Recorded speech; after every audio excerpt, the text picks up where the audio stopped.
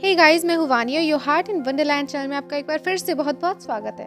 तो एपिसोड 1 की एंडिंग में हमने देखा था कि ली हायशा और ली जिनजिन हर्मेस इशू साथ बैठकर डिनर कर रहे होते हैं। तभी अचानक गेट नॉक होता है और ली जिनजिन के पापा उठकर जाने लगते हैं गेट की तरफ देखने कि कौन है। उससे पहले वो ली जिनजिन की तरफ देखते हैं और उससे पूछते हैं, सच बताओ तुमने किसी और को तो नहीं काटा था? और जैसे ही वो गेट खोलकर देखते हैं तो सामने खड़ा होता है लिंग शाओ, जो कि मेडिसिन लेकर आया होता है ली जिनजिन के लिए, क्योंकि ली जिनजिन को उसे बचाते टाइम पे चोट आ गई थी। और वो मेडिसिन देकर तुरंत चला जाता है। ली हायशा उससे कुछ बोले उससे पहले वो दौड़कर चला जाता है। नेक्स्ट सीन में हम देखते हैं कि दोपहर का टाइम हो चुका होता है और लिंग शाओ जो है बॉइल्ड नूडल्स खा रहा होता है। और उसकी माँ सोकर उठकर अपने रूम से बाहर आती है तो वो देखती है कि लिंग शाओ बॉइल्ड नूडल्स खा रहा है। तो वो कहती है, तुमने मुझे जगाया क्यों नहीं? मैं कुछ अच्छा कुक कर देती तुम्हारे लिए। और वो किचन में जाने लगते हैं कि तुम ये मत खाओ, मैं तुम्हारे लिए कुछ और बनाती हूँ। तो लिंग शाओ कहता है, माँ उसकी ज़रूरत नहीं है, मुझे बॉइल्ड नूडल्स पसंद है।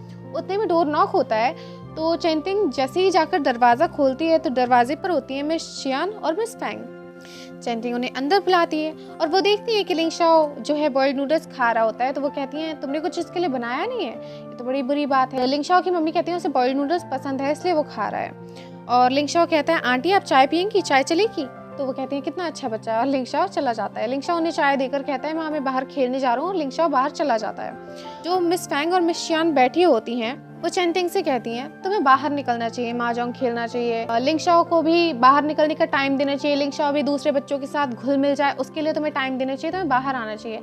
ऐसे दिन भर तुम घर में रहोगी और हाइपिंग की शक्ल देखती रहोगी तो फिर लड़ाइयाँ तो होती हैं हर घर में, मेरे घर में भी होती थी।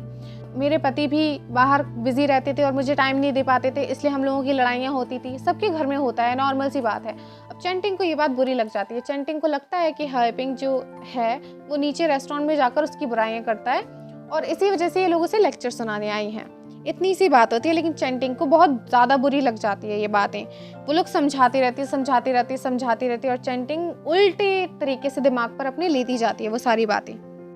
और चेंटिंग कहती है, जब मुझे उनकी ज़रूरत होती है तो वो दूसरे के कामों में बिजी होते हैं, मेरे काम में तो कभी आते ही नहीं है। इस बात पे चेंटिंग सोचती रहती है और बस उनकी बातें सुनती जाती हैं मिस शियान और मिस फैंग की, और गुस्से में आती जाती है। और यहाँ दूसरी तरफ हम देखते हैं कि लिंग शाओ जो है अपनी सीढ़ियों पर बैठकर बुक पढ़ रहा होता है और वहाँ से ली जिनजिन जाती है बड़ी क्रिस्पी डिशेस लेकर और उसके बगल में खाने लगती है बैठकर।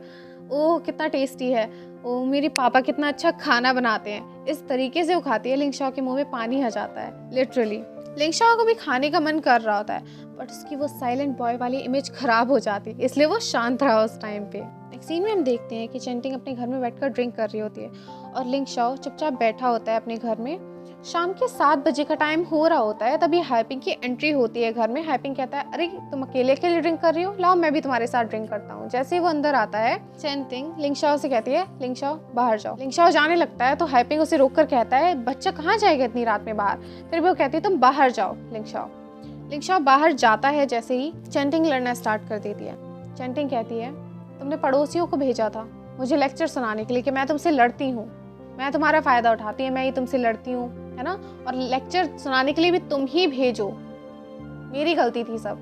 चेंटिंग बिना बात की बहस करने लगती है तो हाइपिंग बोलता है, प्लीज मैं थक चुका हूँ, मैं सच में थक चुका हूँ, मुझे अकेला छोड़ दो। चेंटिंग बोलती है, ठीक है मैं तुम्हें अकेला छोड़ देती हूँ। लिंग शाओ बाहर बैठकर सीढ़ी पर सब कुछ सुन रहा होता है जब उसकी माँ कह रही होती है, मैं भी अपनी बेटी के पास चली जाती हूँ, और तोड़ फोड़ हो रही होती है घर में। उतने में नीचे से हायशा अपने गेट से बाहर आता है और लिंग शाओ को आवाज़ देता है, लिंग शाओ तुमने खाना खाया?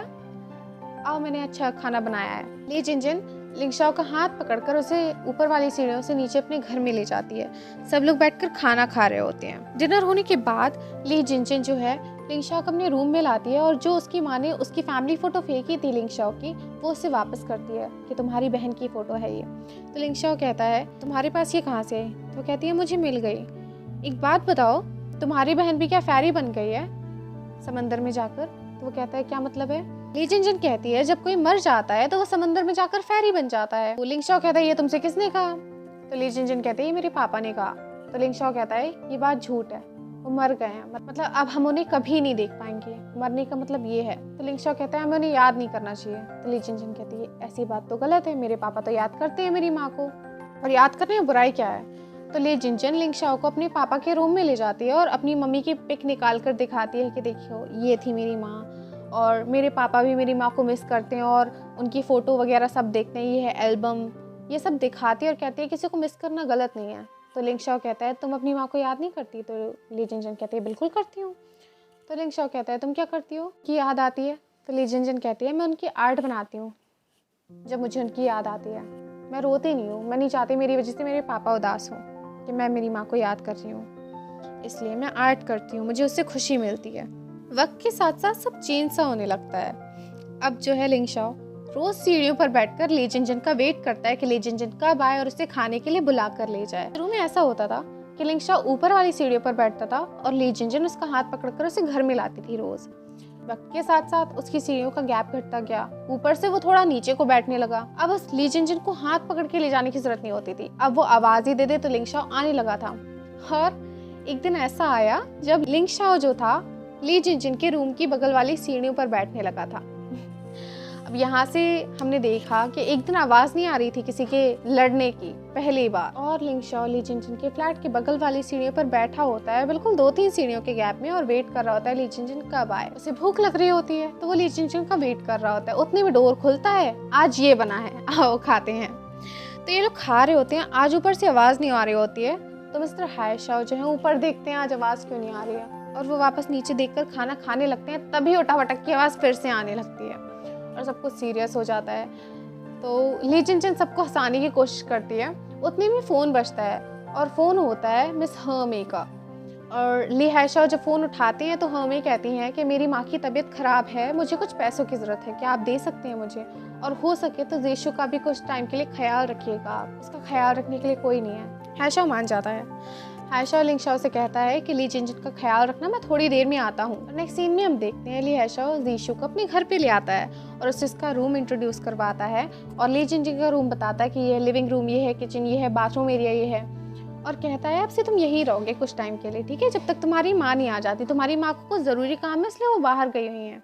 और हाँ, ली जिन जिन छोटी है तुमसे तो तुम्हें उसका ख्याल रखना होगा, अगर वो चिल्लाती है तो तुम्हें थोड़ा सा कॉम्प्रोमाइज़ करना पड़ेगा, है ना, क्योंकि वो तुमसे छोटी है। तो ज़ीशु हायशाओ से पूछता है कि आप मेरी माँ से शादी कब करेंगे?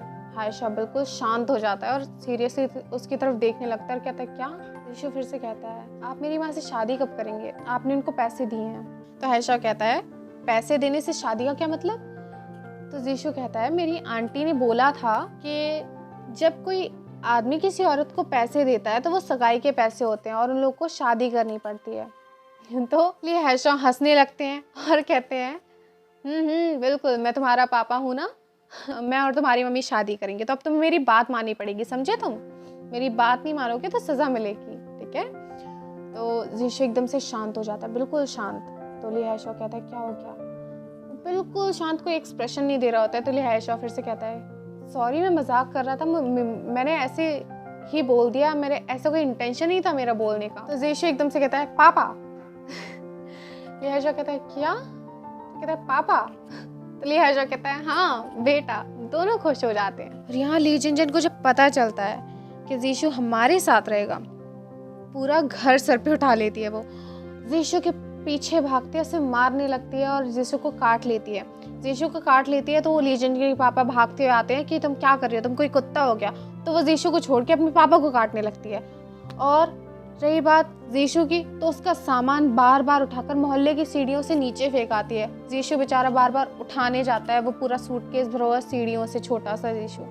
और ली जिन जिन फिर वही करती है। कम से कम 2-3 बार ऐसा होता है कि वो फेंक कर आती है और वो उठा कर लाता है, वो फेंक कर आती है और वो उठा कर लाता है। लेकिन वक्त के साथ धीरे धीरे सब नॉर्मल होने लगता है। लिंग शाओ ज़ीशु से अच्छा रिएक्ट करता है।